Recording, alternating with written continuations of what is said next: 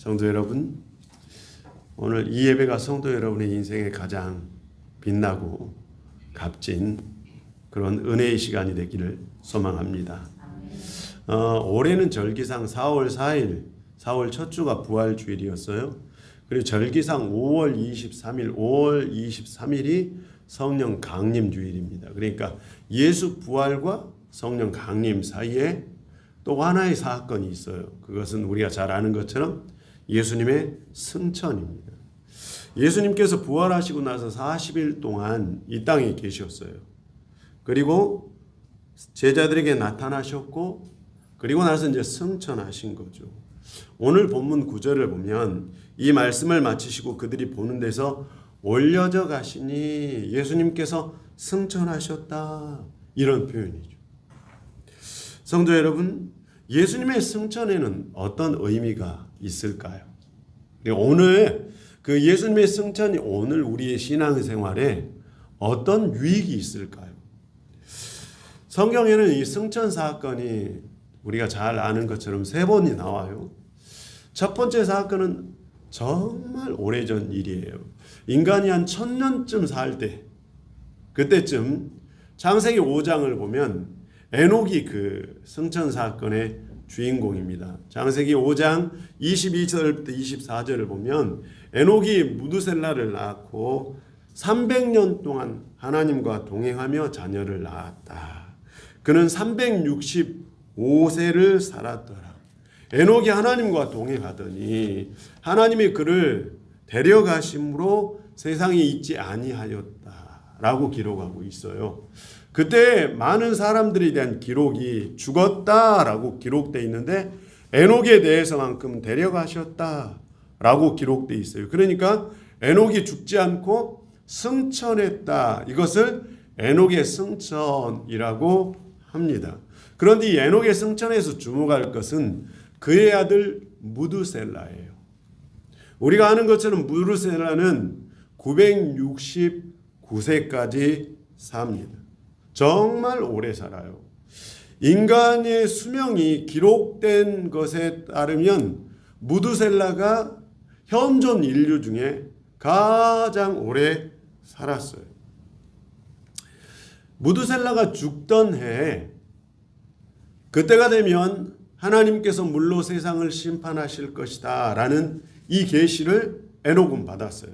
그래서 에녹은 무두셀라를 보고 키울 때마다 경건하게 살았어요. 그리고 승천하신 거죠. 그리고 정말로 무두셀라가 죽던 해, 이때가 노아가 딱 600세 되던 해입니다. 창세기 7장을 6절을 보면은 홍수가 땅에 있을 때 노아가 600세라. 이때는 무두셀라가 969세 되던 해였던 거죠. 하나님께서 에녹에게 계시한 것처럼 무두셀라가 죽던 해 정말로 하나님께서 비로 온 세상에 심판을 내린 거예요. 에녹이 승천하면서 남겨오는 아들이 무두셀라죠. 이 무두셀라 965세까지 인류 중에서 가장 오래 살았다, 이 말 속에는 하나님께서 세상을 심판하실 계획을 지연시키고 또 지연시키시는 하나님의 마음이 들어있는 거죠. 그리고 또 무두셀라가 죽었을 때 계시한 것처럼 정말 심판이 임했다. 심판의 엄중함을 의미합니다. 예수님께서 승천하시고 남겨놓은 것이 제자들과 교회예요. 교회는 하나님께서 이 세상을 심판하실 것들에 대해서 지연하고 지연시키고자 하는 하나님의 뜻 때문에 교회를 세우신 거죠. 교회가 동시에 그 힘을 잃으면 하나님께서 세상을 반드시 심판하실 때가 된 거죠. 그런 의미에서 교회는 엄중한 하나님의 심판이 오고 있음을 알려주는 심판의 나팔수로 부름받은 것입니다.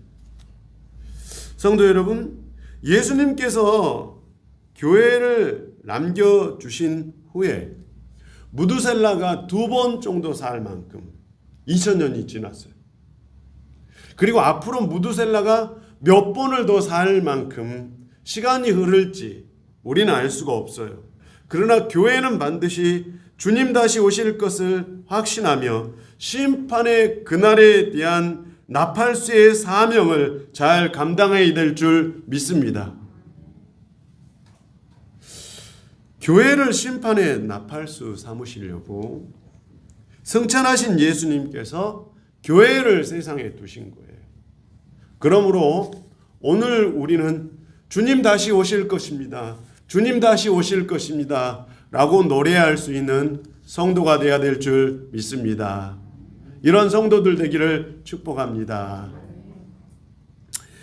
두 번째 승천의 사건은 지금부터 2800년 전에 있었던 사건이에요. 그때는 북이스라엘에 아합이라는 아주 극악무도한 왕이 다스릴 때입니다. 그의 아내 이세벨은 우상숭배의 화신이었어요. 그래서 온 이스라엘을 우상숭배의 온상지로 만든 사람이었어요. 이때 이 이세벨의 극악무도한 행위에 맞서서 홀로 싸운 선지자가 있었어요. 그가 바로 엘리야입니다.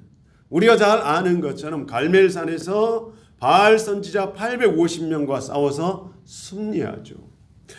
야고보서를 보면 이 엘리야의 영적인 믿음이 잘 묘사되어 있어요. 야고보서 5장 17절에 엘리야가 우리와 성정이 같은 사람인데 그가 비가 오지 않기를 간절히 기도했더니 3년 6개월 동안 비가 오지 않고 그가 기도했더니 하늘이 비를 주고 땅이 열매를 맺었더라. 이런 기도의 능력을 소유할 수 있는 성도 되었으면 좋겠습니다. 엘리야는 우리와 별반 다른 것이 없었는데 기도의 능력에 있어서는 엄청난 믿음의 소유자였어요. 기도했더니 하늘이 막혀서 3년 넘게 비가 오지 않고 기도했더니 하늘이 열려서 비가 온 거죠. 기도로 하늘 문을 닫았다 열었다 할 수 있는 사람이 바로 엘리야 선지자였던 것입니다.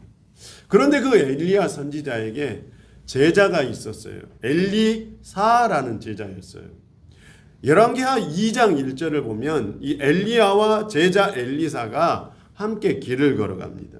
여호와께서 회오리 바람으로 엘리야를 하늘로 올리고자 하실 때 엘리야와 엘리사가 함께 길갈로 나가더니 그리고 11절에 보면은 두 사람이 길을 가며 말하더니 서로 대화를 하고 있었어요. 그때 불말과 불수레들이 두 사람을 갈라놓고 엘리야가 회오리 바람으로 하늘로 올라가더라 이렇게 기록되어 있어요. 성도 여러분, 엘리사와 스승 엘리야가 함께 길을 가는데 엘리야가 갑자기 승천한 거예요. 하늘로. 이게 엘리야의 승천이에요. 그런데 성경을 보면 엘리야가 승천할 때 그냥 승천한 게 아니에요. 제자 엘리사에게 네가 바라는 것이 무엇이냐 하나 말해보라 얘기를 해요.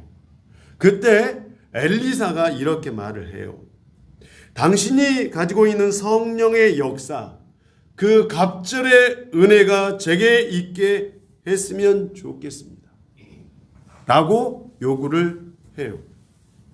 그리고 정말로 엘리사에게 성령의 역사가 갑절로 나타나요.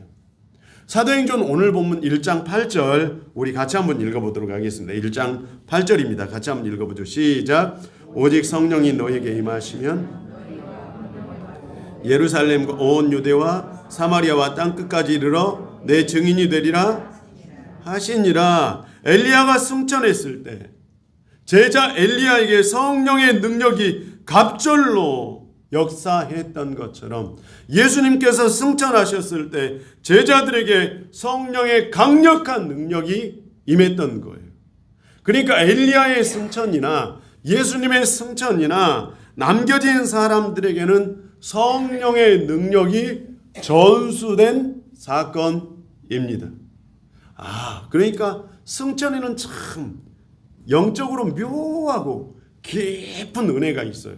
예수님께서 승천하실 때 예수님이 가지고 있는 성령의 능력을 오늘 교회된 우리에게 전수해 주신 줄 믿습니다.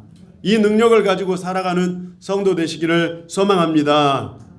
어쨌든 스승 엘리야가 가지고 있었던 성령의 능력을 엘리사가 받았어요. 엘리사는 이 성령의 능력으로 어떤 일을 했을까? 당시에 북이스라엘과 아람은 사이가 좋지가 않았어요. 일본과 우리가 사이가 좋지 않습니까? 좋지 않는 것처럼 아람이라는 나라가 북이스라엘을 정말 많이 괴롭혔어요. 그런데 참 신기하게 아람이라는 나라에는 나아만이라는 정말 유명한 장군이 있는데 이 장군의 문둥병을 성령의 사람 엘리사가 치료해줘요. 정말 놀라운 일이죠. 더욱이 이 엘리사는 아람 왕 베나딘이 죽고 그 대신에 하사엘이라는 사람이 이 아람의 왕이 될 것이다 라고 예언을 해요. 남의 나라 정치에 영적으로 예언을 한 거예요. 뿐만 아니라 북이스라엘의 여호사밧의 아들 예후에게 기름을 부어요. 그리고 네가 앞으로 왕이 될 것이다 예언해요. 그 당시에는 남유다든지 북이스라엘이든지 주변 나라가 정치적으로 대혼란기였어요. 그때 성령의 사람 엘리사는 남유다나 북이스라엘이나 그리고 주변 나라 아람들 이 역사에 직접적으로 간접적으로 막강한 영향력을 행사합니다. 성령의 능력을 가진 사람이 전 세계 그러니까 주변 나라의 모든 역사에 영적으로 관여해요. 놀라운 일이죠. 동북아 3국은 일본, 중국 그리고 우리나라 정말 얽혀 있죠. 역사가 앞으로도 얽혀 있을 거예요. 일본이 후쿠시마에서 이제 원전 폭발 사고가 일어났고 이 방사능 폐기물인 삼중수소를 바다에 125만 톤을 앞으로 30년간 방류하겠다. 그런데 어떤 학자가 말하기를 이 후쿠시마의 폐기물을 태평양 바다에 방류하는 것은 전 세계와 인류에 대한 일본의 핵 공격이 될 것이다. 이렇게 봐요. 이렇게 얘기를 했더라고요. 일본이 이 핵 폐기물을 방류하면 이 방류한 물이 태평양 캘리포니아를 돌아서 제주까지 오는데 220일에서 300일 정도면 충분하답니다. 그러니까 2023년에 이제 방류를 시작할 거고 2024년이면 제주 앞바다가 오염이 되겠죠. 그러면 국민들 마음속에 수산물을 먹는 것을 좀 꺼려할 거예요. 그러면 우리나라 수산업이 엄청난 타격을 입겠죠. 이런 면에서 보면 옆나라 일본은 세계적인 근심거리가 되고 있는 거죠. 이런 이유는 돈 때문이라고 그래요. 사실 이 폐기물을 방류하지 않고 이 커다란 통에 보관을 하면 보관하는 데 드는 비용이 1조 3천억 원쯤 든답니다. 돈이 많이 들어가죠. 그런데 방류하는 데는 돈이 1000분의 1인 350억 정도면 충분하답니다. 문제는 돈인 거죠. 그런데 제가 보기에는 돈보다 더 중요한 이유가 있어요. 명예 때문입니다. 일본 사람들은 명예에 손상을 가는 것을 가장 싫어해요. 자존심 상하는 것. 그래서 명예에 손상을 입으면 활보하는 전통이 있지 않습니까? 이게 일본 사람들의 특징이죠.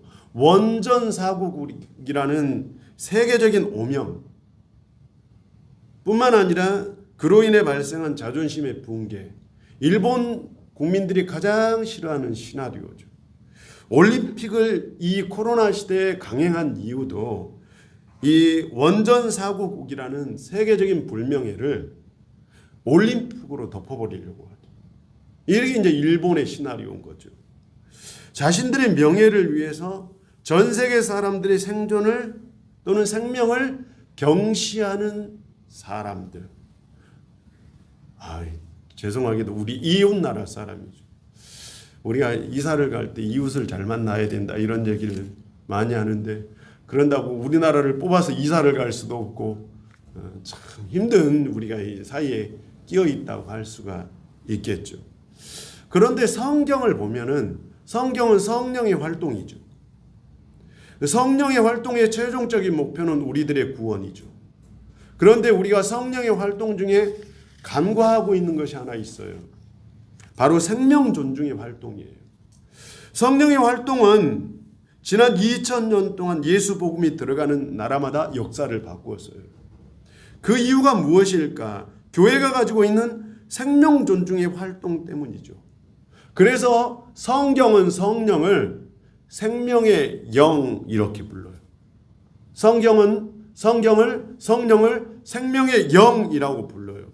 로마서 8장 2절을 보면은 이는 그리스도 예수 안에 있는 생명의 성령의 법이 죄와 사망의 법에서 너희를 해방하였음이라 이렇게 말하죠.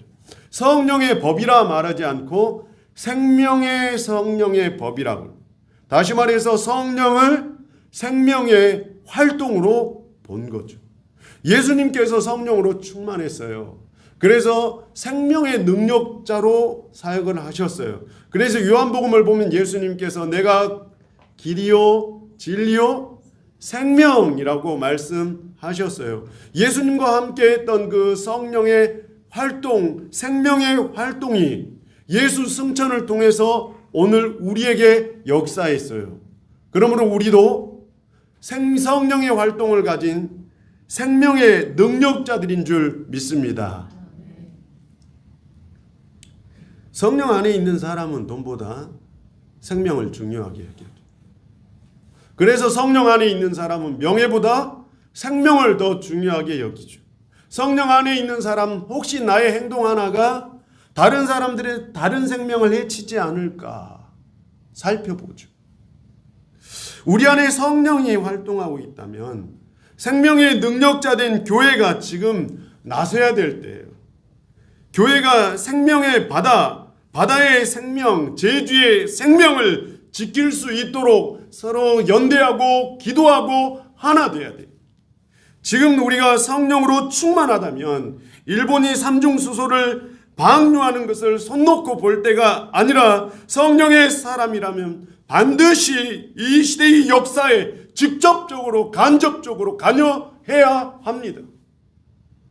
성령의 사람이라면 이것을 이 생명의 역사를 가로막는 것에 대해서 함께 기도해야 돼요. 일본의 정치가 바뀌도록 기도해야 돼요. 시대의 흐름, 역사의 흐름을 생명의 능력을 모르는 정치인들에게 맡길 것이 아니라고. 정치적으로 해결하는 사람들은 생명의 능력을 귀하게 여기지 않죠. 그런데 생명의 소중함을 아는 성령의 사람들이 이 시대를 악한 사람들의 손에서 구해내야 합니다. 그래서 예수님께서 승천하시면서 교회에게 성령을 주신 거죠. 이 시대를 지키는 생명의 수호자들이 되달라고 성령을 선물로 주신 줄 믿습니다. 교회가 시대를 지키는 생명의 수호자가 되는 것, 예수 승천의 두 번째 의미입니다. 일본이 제주 앞바다의 생명을 해치지 않도록 누가 기도해야 돼요? 성령의 능력을 가진 우리가 기도해야 될 줄 믿습니다. 우리가 대통령이 나서서 이 일을 해야 된다. 정치인들이 나서서 이 일을 해야 된다.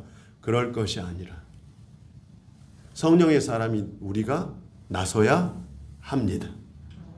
엘리사가 역사의 흐름을 예언하고 기도했듯이 우리가 역사의 흐름을 바꾸길 예언하고 기도하는 사람들이 되어야 될 줄 믿습니다. 예수님의 승천이 에녹의 승천이나 엘리야의 승천과 다른 점이 하나 있어요. 오늘 본문 11절을 우리 같이 한번 읽어보죠. 오늘 본문 11절입니다. 같이 한번 읽어보겠습니다. 시작. 이르되 갈릴리 사람들아 어찌하여 서서 하늘을 쳐다보느냐. 너희 가운데 하늘로 올려주신 이 예수는 하늘로 가심을 본 그대로 오시리라 하였느니라. 죄송합니다. 사모님 저기 뒤에를 좀 꺼주시는 것.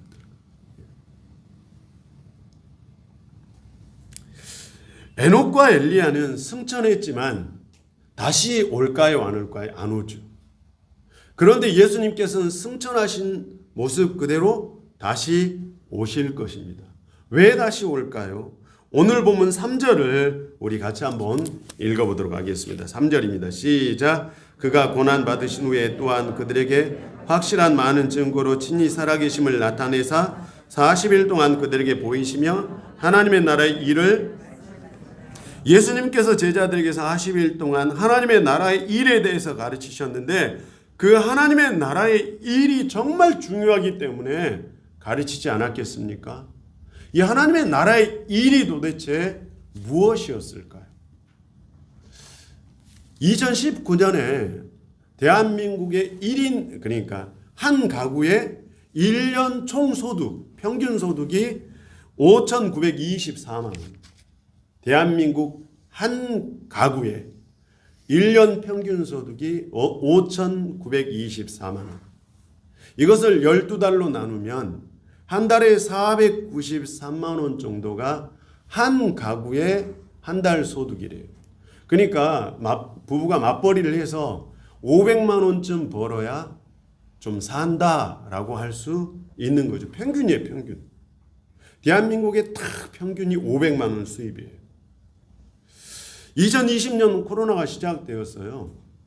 가계소득이 막 줄어들고 있죠.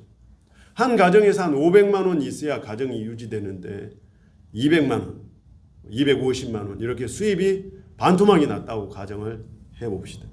처음에는 아마 아이들 학원비를 줄일 거예요. 그 다음에 제가 보기에는 보험을 해지할 가능성이 매우 높습니다. 그렇게 해서 한 6개월, 1년을 버티겠죠. 그런데 코로나가 지금 1년 넘게 지속됐어요. 더 이상 버틸 여력이 없어서 카드 빚이 산더미처럼 쌓일 거예요. 분명해요.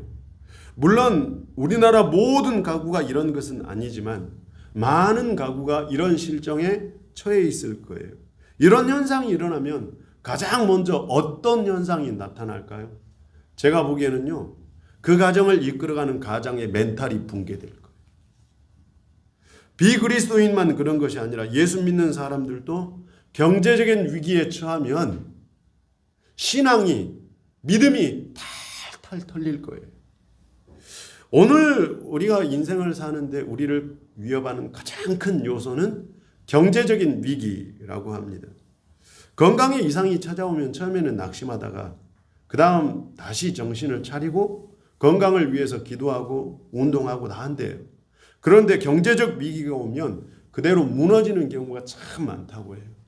그래서 옛날에는 어른들이 이런 얘기를 자주 했어요. 돈보다 더 중요한 것이 건강이다. 그런데 현실에서는 건강보다 더 중요한 것이 돈이더라고요. 그만큼 현대사회에서 돈은 오늘 우리에게 가장 중요한 가치예요. 우리의 삶의 전부죠. 작년에 가계 소비 지출 중에서 복권 소비 비율이, 복권 구입 비율이 7%나 상승했대요. 작년에 우리나라에서 복권 판매액이 4조 7천억 원. 2004년 이래 최대치를 경신한 거예요. 삶이 어려울수록 복권을 사는 거죠. 56.9%가 복권을 사본 적이 있다. 지난 1년 이내에. 복권은 더 나은 내일에 대한 강력한 기대를 반영하고 있습니다.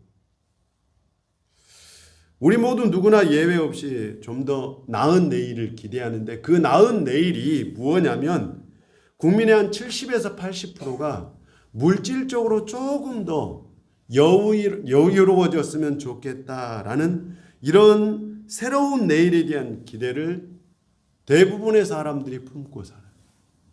그러니까 새로운 내일에 대한 기대가 어디 있냐면 물질적인 여유에 있는 거예요. 우리 인생의 삶에서 돈만큼 중요한 게 없어요. 돈 때문에 울고 돈 때문에 웃어요. 우리 인생에서 차지하는 가히 절대적인 비중을 차지한다면 그건 돈이에요. 성도 여러분, 그런데 성경에서 말하는 하나님의 나라는 돈과 유독 거리가 멀어요. 현실에서 우리의 삶은 돈과 밀접해 있는데 예수 복음이 말하는 하나님의 나라는 돈과 최대한 멀어요. 이 사이에 우리가 있는 거죠. 예수 믿는 우리의 엄청난 딜레마죠. 구약 성경에서 하나님의 나라를 가장 잘 설명한 본문이 이사야서 9장이에요. 이사야서 9장을 보면은 흑암에 행하던 백성이 큰 빛을 본다. 사망의 그늘진 땅에 거주하던 사람들에게 빛이 비춘다. 주께서 그 나라를 창성하게 하실 것이다. 흑암에 사는 사람들, 그리고 사망을 제압해 버림으로 예수님께서 빛의 나라를 세울 것이다.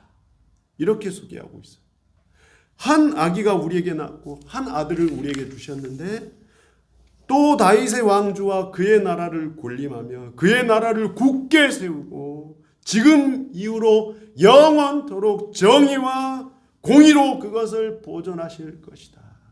예수님께서 2000년 전에 오셔서 우리를 위해서 십자가를 지시고 우리를 교회로 만드시고 교회를 만드신 핵심 이유는 정의와 공의로 하나님의 나라를 세울 것이다. 이렇게 말씀하신 거죠. 성도 여러분, 우리 인생은 돈의 흐름 속에서 발전하고 성장했어.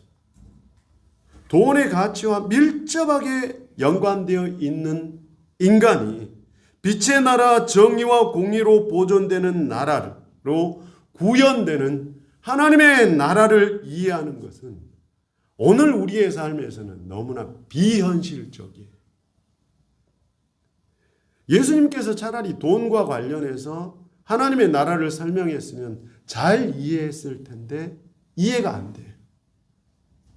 이것은 바리새인 입장에서도 그랬어요. 누가복음 17장을 보면 돈을 매우 좋아하고 돈을 사랑했던 바리새인들이 이들도 하나님의 나라에 관심이 많았어요.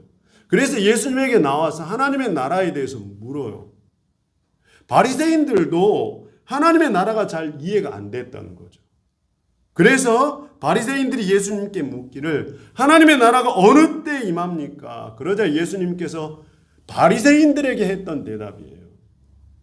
하나님의 나라는 볼 수 있게 임하는 것이 아니고 여기 있다 저기 있다 할 수 있는 것도 아니라 하나님의 나라는 너희 안에 있다. 이렇게 말씀하셨어요.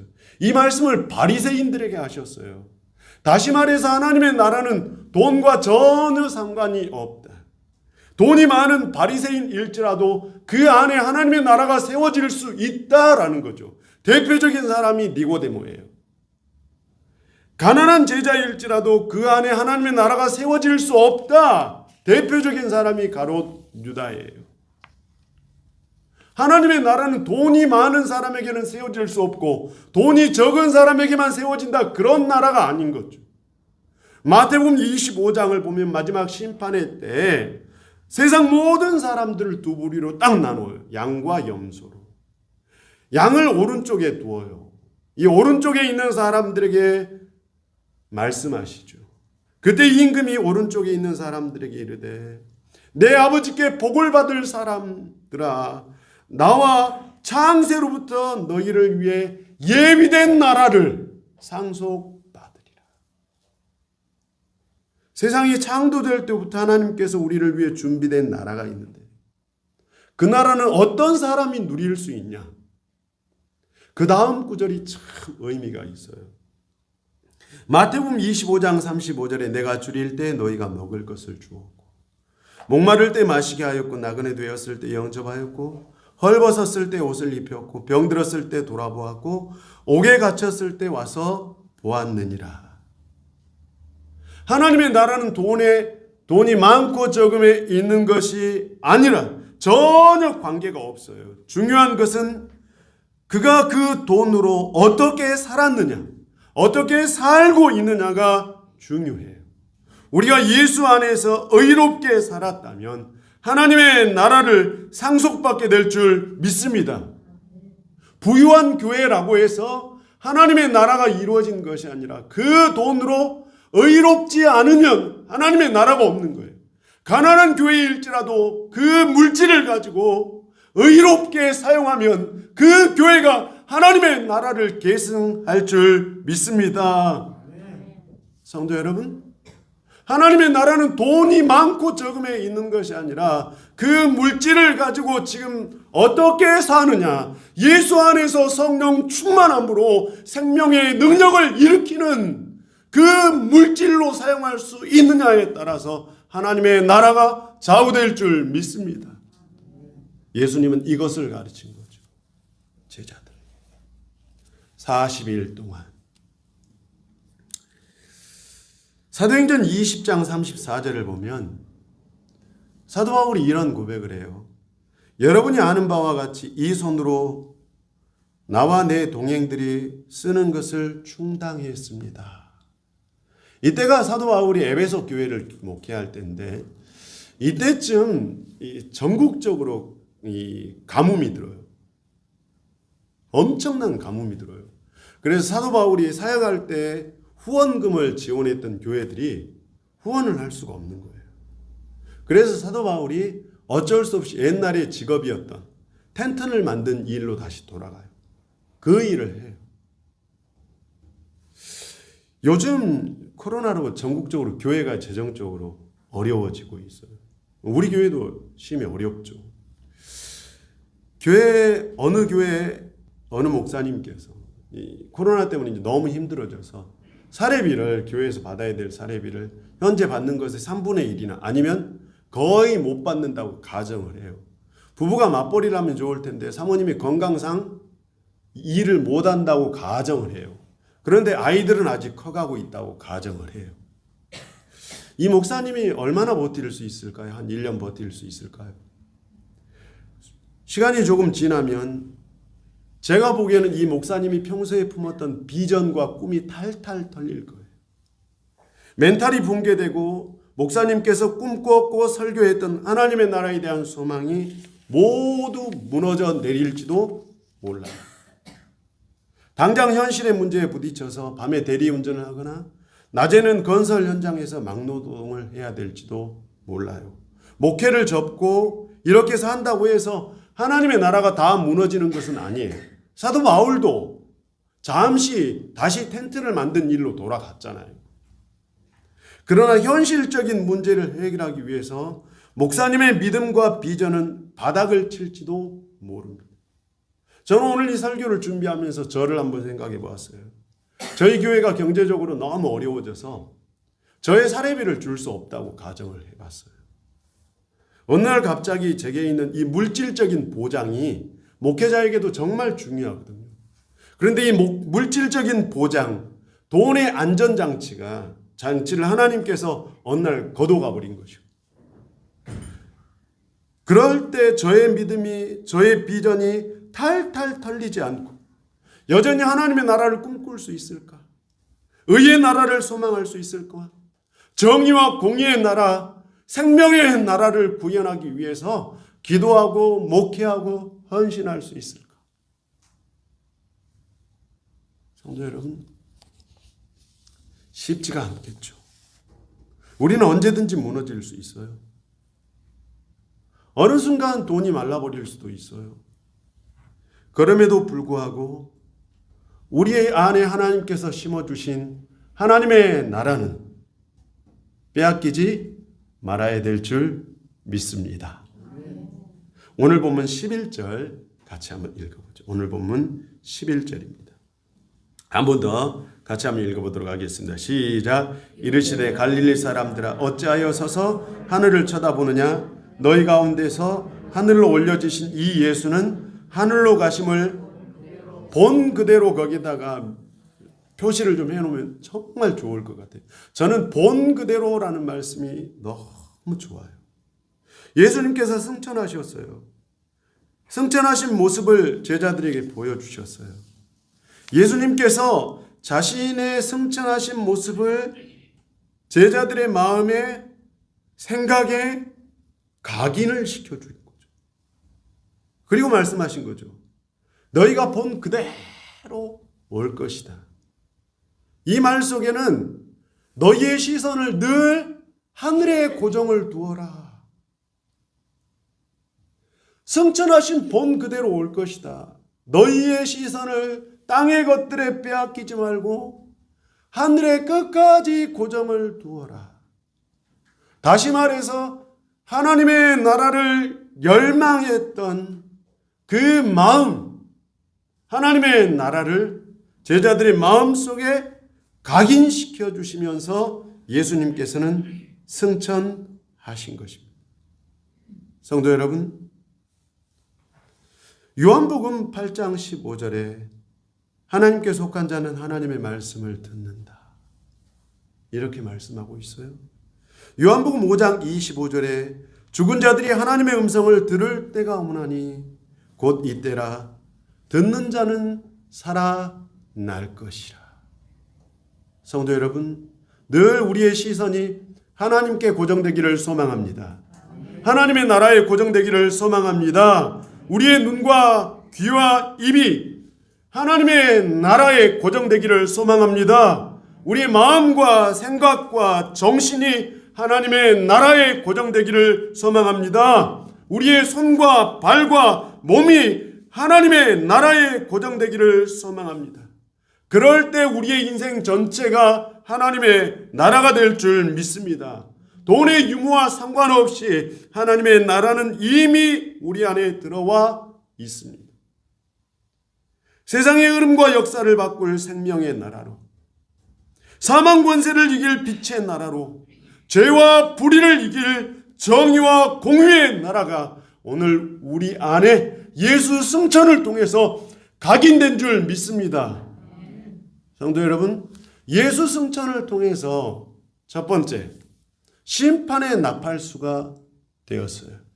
예수 승천을 통해서 우리는 생명의 수호자들이 되었어요. 예수 승천을 통해서 세 번째, 하나님의 나라의 각인자들이 된 줄 믿습니다. 예수 승천의 놀라운 의미가 이 안에 숨겨져 있습니다.